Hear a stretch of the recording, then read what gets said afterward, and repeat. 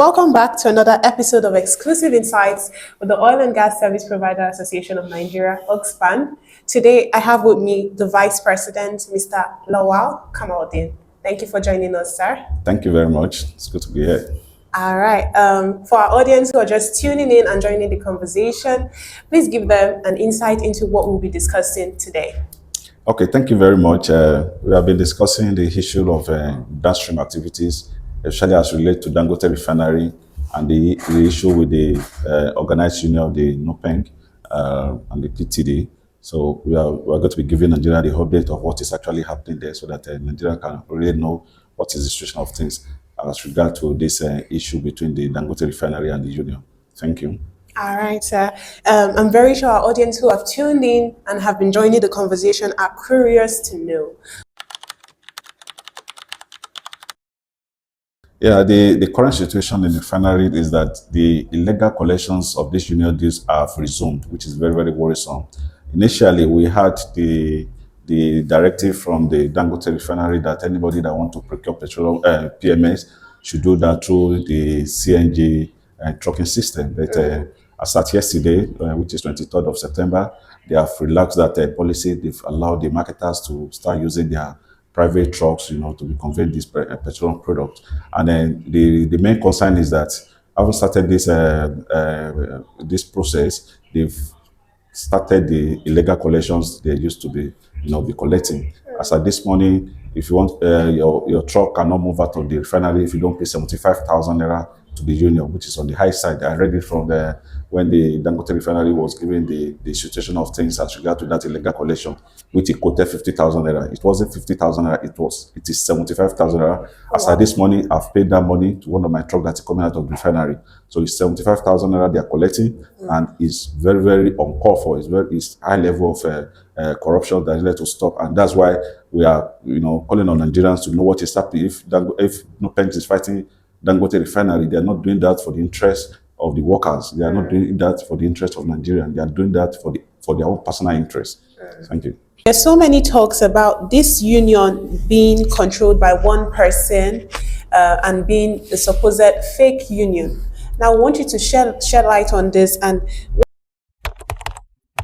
the issue of the union leadership is a thing of concern, because when you look at the union's activities in the refinery, it's just being run by one man show, which is not what labor, movement is all about. If you go to that refinery now, there's no any constituted leadership, executives of this union that is running it, just like the way we used to, to the activities in other refinery where they usually have their executives, that be running this. That have never been happening in the refinery as far as at today. It is just being run by one man system. Is one collecting all this money, and there's no vice president, there's no any executives, so to say. Both the Dangote Refinery and Pinnacle Depot, it is just one man show that is running it, which is very, very, it's very, very worrisome, because these kind of situations can lead to a lot of crisis, because I believe there's a lot of comrade within the union system that be sidelined, that be pushed aside from these activities. So, and the consequences of this is that, at long run, if nothing is done, they may lead to self-help, which may lead to the kind of violence. As we witnessed in Kaduna Refinery in 2012, a lot of lives were lost because of all this leadership tussle. So, and what is causing all this is because of the corruptions, because of this illegal collection that's been perpetrated by this union. So, the government need to look into all this. If you say you are the union, are you constituted a right, leadership, to be doing your activities, which is no. Thank you. Okay, this leads us to a very critical question, which I want to ask. Okay. No, I don't think so, and I don't want to believe so, because if Dangote is giving in to the demand of the union, it's not going to be a good thing for the country. Because, like we said earlier, Dangote has a very brilliant initiatives in the downstream distribution system, which we commend. But giving it to the union is not going to be a good one. But with what we are saying now, we are worried about that, because we thought that with the introduction of this 4,000 CNG trucks, the illegal collection that unions are doing in the depot is going to, eradicated. But we have, as of today, that activities have, resumed, which is very, very worrisome. So we hope that Dangote is not going to be given to their blackmail. It's not going to be given to their, and bullied. And he will stand on his ground. He holds his refinery. He holds his facility.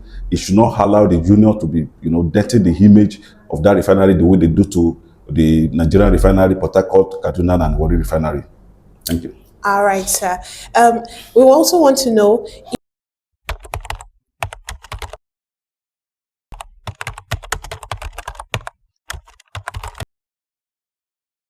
Yeah, it's going to have a lot of consequences to the system. It's going to have consequences on the security issues.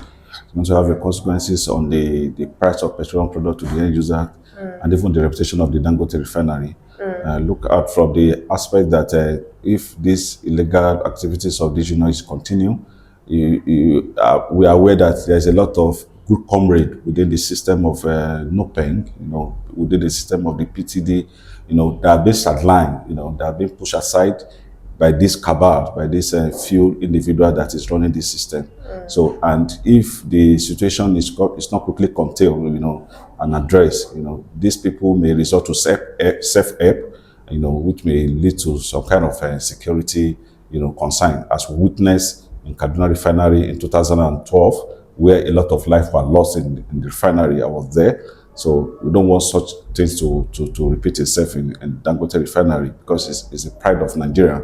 Then the second one is that if this situation is not quickly put under control, it will have a lot of impact on the amount of we are going to buy petroleum products, by all end users, because this price is going to bear the brunt. It is the end user that's going to bear the brunt of this illegal collection. So government need to look into it, so that the aim of the government that's trying to have a very moderate price of petroleum product will not be jeopardized by these illegal collections.